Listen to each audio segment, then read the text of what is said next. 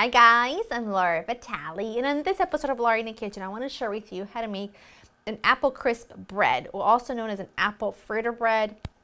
I think it's just a fancy name for like coffee cake style loaf bread, if you get what I'm saying. I might have made a recipe similar to this a long time ago, but it's time for a refresher. This is so good and it's so easy, but you are going to love it. Let me run you through the list of ingredients. You'll need all-purpose flour, baking powder, salt. You'll need brown sugar, cinnamon, granulated sugar. In this little bowl, I've got some more brown sugar, flour, and some more cinnamon. You'll need a couple of eggs, some milk, some vanilla. I'm actually using vanilla bean paste, but vanilla extract is fine. And some unsalted butter, softened at room temperature, and some apple. This is a really big Honey Crisp apple, so I'm only going to use one. But if yours are smaller, just use two. Use whatever apple you like. I'm not one to tell you to go buy something separate for a recipe if I can help it. The only thing I don't love to bake with is like a Red Delicious apple. I don't love to bake with that, but anything that you got will work.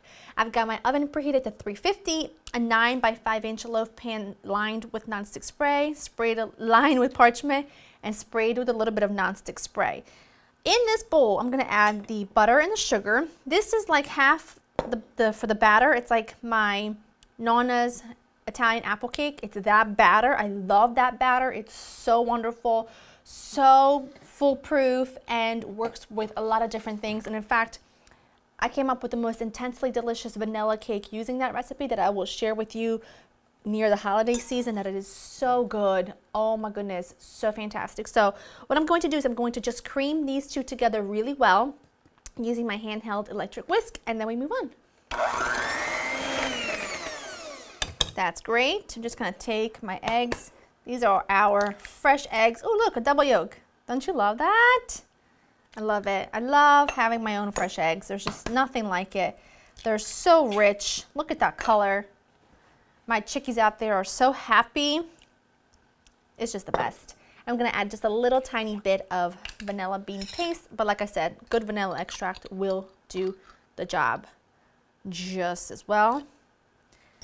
And I'm just going to whisk all of this together until really well combined. I'm actually just going to do this really quickly, make sure it all gets combined. Here we go. Oh, there we go.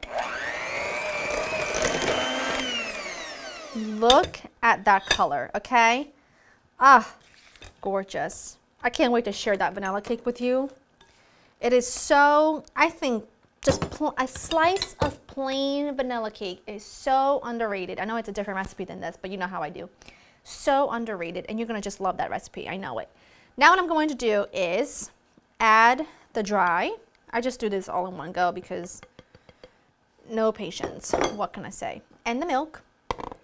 And I'm going to mix this up until nice and creamy, and then I'm gonna set it aside to work on my apples. I just diced up my apple and I'm just tossing it with that brown sugar mixture with the cinnamon and the brown sugar. Beautiful. Beautiful. It doesn't have to be super, super perfect. Just make sure that you dice it. Not too big, not too small. Just right. Okay. Your batter. Your batter is going to be quite thick, and I don't want this to alarm you, and I don't want you to feel the need to add more milk, because you got to keep in mind this is a really dense bread, number one, and number two, you're gonna get some moisture from the apple, right? So you got to just work with it and it will be perfect. And so, oh, just you wait until you smell your house. That's all I'm gonna say about that. Okay, half the batter in, scatter half the apples in there.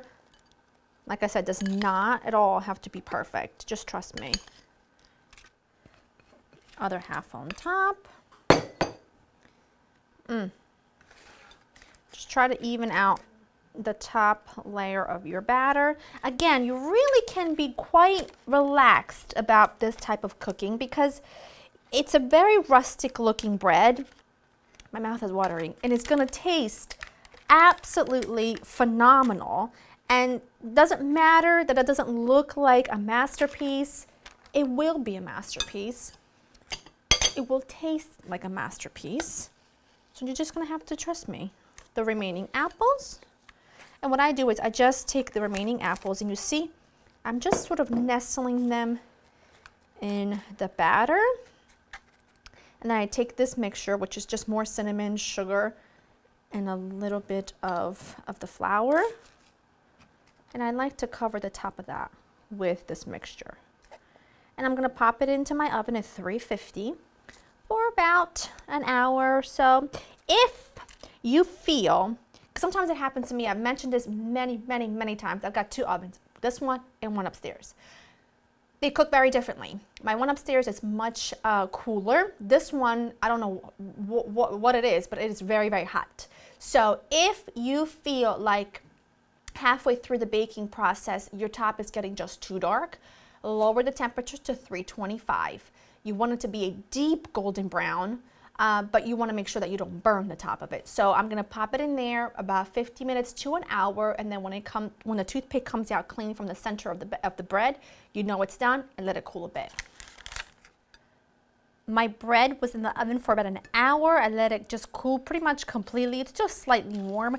You can see what the flour does along with the sugar. You don't have to add the flour if you don't want to, but what I find is that it gives you this lovely nubbly bit, just like you would on an apple crisp. And I love that. But if you don't want that, you want more of a sunken in, like golden bronze topping, leave out the tablespoon of flour and just use the brown sugar, and you'll be golden.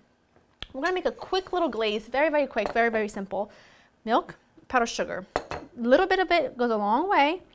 And I'm just doing this because, not that it needs any more sweetness, but just a little bit drizzled on top will be perfect. Just like so. Beautiful and runny. Look at that. That took us what? 15 seconds? Time that. Tell me down below how long that took. Okay, and I just like to drizzle that, and that little bit of sweetness just kind of goes into little crevices and little nooks and crannies there. Oh, it's just phenomenal. Just fantastic. You're gonna love this. If you got a potluck, a dinner, a holiday you're going to, mouth is watering. Look at that. Let me get you another slice so you can see real good. You know what I say, the first slice is always the cook's treat. Very important. Oh, buddy. Oh, come over here. Look at that. Look at that. Look at that tender interior. Oh my goodness. I just need this right here. I'm just gonna do this, because you know how I do. You know how I do with the middle pieces. Oh, you know what? Shut it down. Shut down the apple factory. Beyond. So good. So good. Tender. Magnificent. I really have no words. It's just magnificent. LauraInTheKitchen.com. Get the recipe. Make this all fall and winter. You will be the coziest house in the neighborhood. Trust you me. The perfect thing to treat your guests to as they come through the door on a chilly winter day. I'll see you next time. Bye.